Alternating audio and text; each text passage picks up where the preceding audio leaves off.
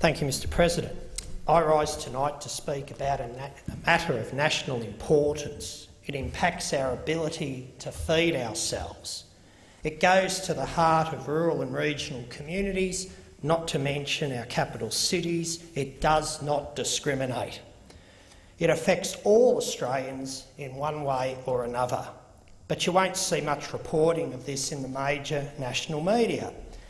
You won't hear this matter discussed around kitchen tables in our metropolitan cities, and currently this issue is under the radar in this place and the other. Done and dusted, most people would say. Nothing to see here. In the words of the new Parliamentary Secretary for the Environment, the government is committed to delivering the Murray-Darling Basin Plan in full by 2019. Last week I travelled more than 3,000 kilometres, over a third by car. I stopped at Albury, Wodonga, Deniliquin, Barron, Kundarook, Robinvale, Mildura and Yea north of Melbourne. I attended 4 meetings, 2 of them open to the public. These were well attended and passionate get-togethers. Locals who run businesses, farmers who grow food and residents. They stopped what they were doing to attend. They wanted their say. They wanted to be heard. Mr President, I attended meetings with irrigators, food growers, citrus and table grapes, nut and rice producers. I toured farms and a rice production facility, and I spoke directly with several hundred people throughout the week. So I return here tonight with some clear and unambiguous messages about our water resources. I return with messages about the impact of the Murray-Darling Basin Plan on our fellow Australians. And I return with a singular mission. I will speak of all of these later. The basin covers 14% of Australia's landmass. More than 2 million people live in the Murray-Darling Basin across the states of Queensland, New South Wales, Victoria and South Australia. The basin contains an estimated 72% of Australia's total area of irrigated crops and pastures. It is one of the most important food and fibre regions in our country. According to the Murray-Darling Basin Authority, the region contains 40% of Australia's farms. The value of its irrigated output is nearly $7 billion. Cotton, fruit, grapes, vegetables, rice and pasture for meat and dairy production are the main types of irrigated agricultural activities in the basin. In 2012-13, this accounted for over 50% of Australia's irrigated produce. From this area comes nearly 100% of Australia's rice, 96% of Australia's cotton, 75% of Australia's grapes, 59% of Australia's hay, 54% of Australia's fruit, 52% of Australia's production from sheep and livestock, 45% of Australia's dairy. So one message is clear, Mr President. The basin is vitally important to Australia. What happens there matters to each and every one of us. So I return to this place after my all-too fleeting visit, and my first message is this. The rage that burned across the Murray-Darling Basin 5 years ago when the MDBA released its first draft water buyback policy has not died down. It continues. People are exhausted in the basin. They feel betrayed. Many of them are up and leaving.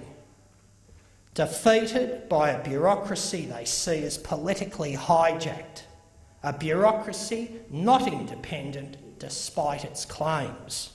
A bureaucracy committed to reconfiguring Australia's food bowl in order to plan for a 1-in-100-year drought scenario.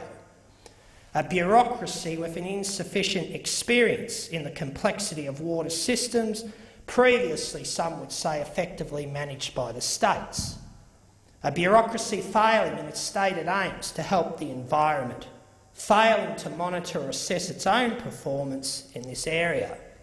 a bureaucracy failing in its science, failing as a government body in its duty of care and commitment to social and economic outcomes, a bureaucracy that is failing in its duty to accurately communicate the concerns, submissions and input from Australians to their government.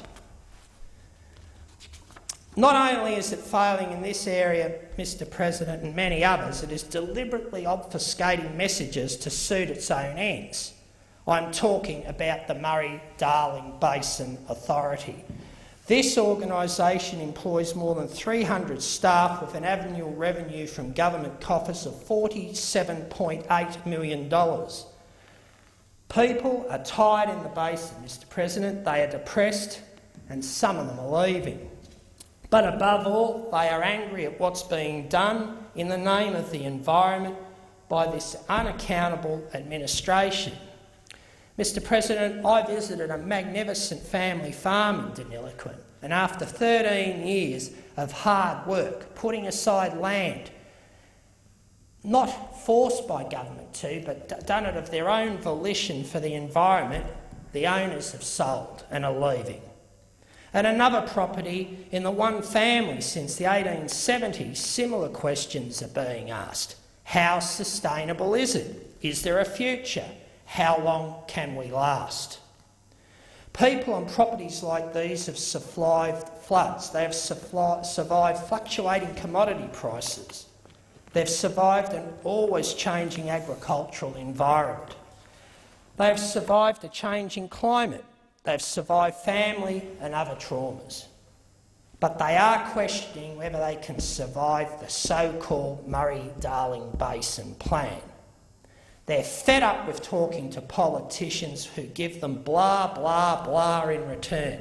They're fed up inputting to the Murray-Darling Basin Authority at so-called community consultation sessions. They say it's like talking to a bloody vacuum. Southern Riverina irrigators represent 1,600 food growers. They showed me their own notes from a meeting with the MDBA last September. And then they showed me what had appeared on the MDBA's own website of the same meeting. The two accounts, Mr President, were vastly different.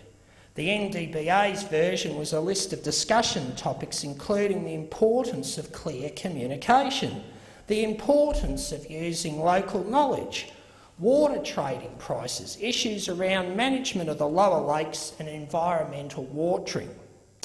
SRI, on the other hand, Mr President, had articulated 25 concerns, complaints and suggestions that never made it any further than the meeting room, it seems. These included, can we do better with the environmental water we already have as opposed to further decimating our communities? We deserve proper engagement that recognises and acts on our concerns and issues, not tokenism. People are right on the brink. Cultural water. If we are to consider Indigenous stakeholders, then we must also consider the other communities that have grown up with that water, and the list goes on. Mr President, right across the Murray-Darling Basin, a considerable number of Australians are feeling betrayed by successive governments of all persuasions. They feel tricked by an unaccountable bureaucracy, it seems, hell-bent, they say, on an unimmeasurable environmental imperative. In fact, the people on the ground, Mr President, the people I speak to, tell me the so-called Basin Plan is having the opposite effect. It is harming our environment. People express concern about the foundation science used by the NDBA in developing the plan. They say any claimed environmental benefits are not properly measured or assessed. They say the plan's environmental, social and economic benefits are skewed. People come last. They question the so-called independence of the NDBA and the link between the plan with the long-term plan for the Coorong, Lower Lakes and the Murray Mouth. Many say the lower lakes were always estuarine, Mr President, and it doesn't make sense to maintain them at historically high levels. They say using fresh water as a key mechanism to scour out the Murray Channel to the Southern Ocean is a travesty. It's misguided, they say. It's poor science. It's a bloody waste of a hell of a lot of water that could be productively used elsewhere. And now, Mr. President, for a moment, let's talk about money. The Murray-Darling Basin plan is widely reported to be a $12 billion project. That's $12,000 million. $10 billion was allocated under the Water for the Future program announced by the former Prime Minister John Howard. Another $1.77 billion was announced by Julia Gillard, our former Prime Minister, in the Lower Lakes just before she departed public life. This was on top of previous expenditure such as $700 million for the Living Murray program, $57.7 million for the Perracuda-Kundruk Living Murray Forest program. I understand this subsequently blew out to approximately $100 million. $80 million on River Red Gum and woodland conversions of state forests, Millewa Forest and other forest areas to National Park. Just how much, Mr. President, has been spent in recent years on the environment in the basin? I don't know, but it's obviously billions. And it's interesting and indeed fascinating what you hear when you hit the road and talk to real people. Last week, a water trader told me his company had made the deal of the century. He said he'd sold floodwater to the previous government for $34 million. That's right, floodwater. Water the government would never actually recoup. He said it was the best deal he'd ever made. It was actually reported in the Sydney Morning Herald, and I read from that report, Mr. President. In late 2008, the Rudd and Rees governments announced they were buying $34 million of water licences from a company called Tandau to secure more water for the environment. However, it emerged that Tandau had hung on to its higher yielding licences and sold the government's 2 supplementary licences, which only allow water harvesting after intermittent flood events. The report continues. This week, Tandau's chief executive, Guy Kingwell, confirmed to the Herald that the company had not got a drop of its water from its supplementary licences since 2002-03. That's right, Mr. President. The government of the time bought $34 million of water on which it probably would never collect. Welcome to the brave new world of water management in Australia. Big bucks and smoke screens, and the Australian taxpayer forking out enormous sums of money for ill-defined or zero returns. One farmer told me there were 25 odd different types of water or water licences, but I've been unable to confirm this figure since my return. Mr. President, whatever the truth, the whole Murray-Darling Basin Plan water situation is highly complex and certainly open to obfuscation and exploitation. Mr. President, people in the Murray-Darling Basin are incredulous at the wanton spending of money for no apparent social, economic or environmental benefit. They say the claimed environmental benefits are unmeasured. They say the social and economic costs are enormous and far-reaching. They say our farming sector is being destroyed. They tell me the so-called plan is not addressing a triple bottom line. The Warcool Shire, Mr. President, is located in southwestern Riverina between the 2 mighty rivers of the Murray and the Murrumbidgee. The local council was so concerned by the devastation caused by the so-called plan last year, it commissioned an economic impact statement. The statement paints a very clear picture. There is a direct link between water and the viability of any basin community. Farmers are leaving Warcool. Between 2001 and 2011, the population declined by 814 people, or 17%. This reflects a combination of changes in the farm sector, the impacts of drought on farm operations, a contraction of the timber industry, and more recently some impacts of the first phase of the Murray-Darling Basin Plan.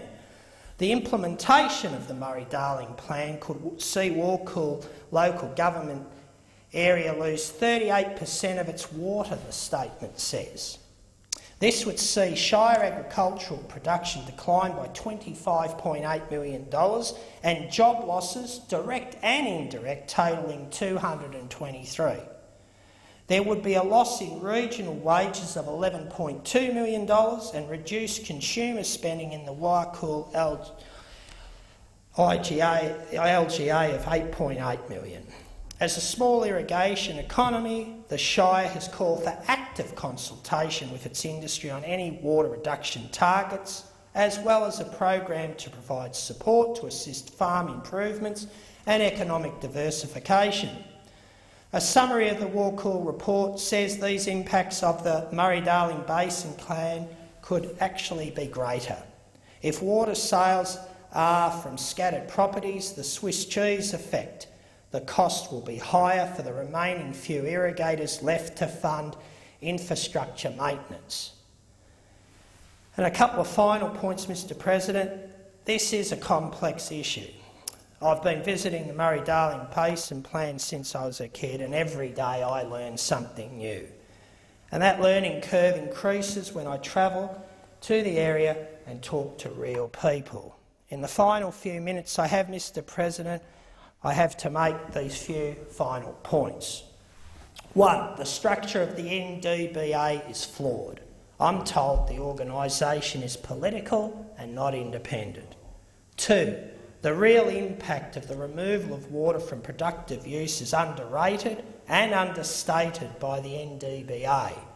The so-called plan only applies to regions in the basin above Loch 1 in South Australia, while the supposed significant environmental benefit of the plan is below Loch 1, the Coorong, Lower Lakes and the Murray. And even that benefit is widely questioned. 4. In 2002, the Murray-Darling Basin Ministerial Council commissioned the Living Murray project. The scientific reference panel set a 1,500 gigalitre cap combined with structural, operational and water quality management could deliver a healthy working river. We must adhere to this cap. There is not enough time tonight, Mr President, to cover all of these issues, and I haven't even begun to mention the deliberate man-made flooding and the so-called constraints management strategy. We all know the devastation of a flood from nature, but we have people that deliberately want to flood flood land. Communities across the basin have told me the plan must be paused for at least 5 years. Communities across the basin have called for a Senate inquiry into the plan. They tell me the economic and social costs will far exceed the $12 billion plus price spent already. This week, the Prime Minister, Mr Abbott, said this week good government starts today, and I sincerely hope he means it. He said he has listened, I have learned, I have acted. Prime Minister, I implore you to listen to the people of the Murray-Darling Basin. Let the facts speak for themselves, then act. Thank you, Mr President. Thank you.